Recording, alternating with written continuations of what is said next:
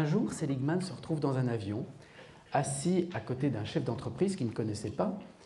Et ils étaient en train de deviser, comme ça, comme on peut faire quand on rencontre quelqu'un. Et vous savez, quand on rencontre quelqu'un qu'on ne connaît pas, on a tendance à montrer le bon côté de soi. Et donc chacun, là, dans la conversation, ils étaient en train de parler de leurs exploits.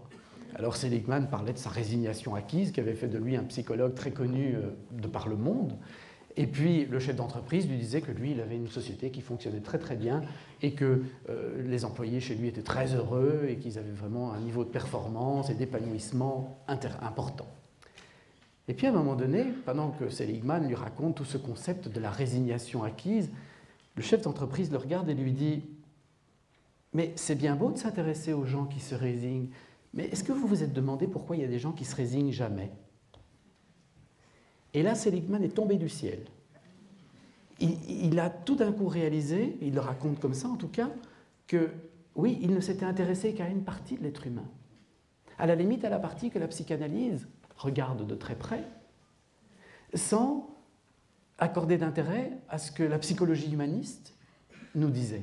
Il y a aussi des forces lumineuses qui font que nos lointains ancêtres, ils ont résisté aux tremblements de terre, aux famines, aux enfants morts en bas âge, à des épidémies épouvantables, à des conditions de vie bien pires que les pires conditions que les gens les moins favorisés de nos sociétés vivent aujourd'hui. Et c'est grâce à ça, à cette capacité de non-résignation que nous sommes là aujourd'hui. Et de ce jour-là, Seligman a décidé de commencer à étudier cela. Et en 1999, quand il est devenu président de l'Association américaine de psychologie, il s'est dit « Je suis dans une position privilégiée pour encourager mes confrères à vraiment explorer ce potentiel positif dont nous ont parlé les psychologues humanistes, mais cette fois-ci à l'explorer d'une manière concrète, avec des enquêtes sur le modèle scientifique. » Et il a nommé cette discipline la psychologie positive. Je ne suis pas sûr que ce soit un excellent mot, parce que ça peut parfois faire sourire ou ça peut réduire à quelque chose un peu simple, mais c'est le mot qu'il a donné à ça, enfin le nom qu'il a donné à ça. Mais ce qui est fascinant, c'est qu'entre 1999 et aujourd'hui, en à peine 13 ans, ce mouvement a pris une ampleur phénoménale.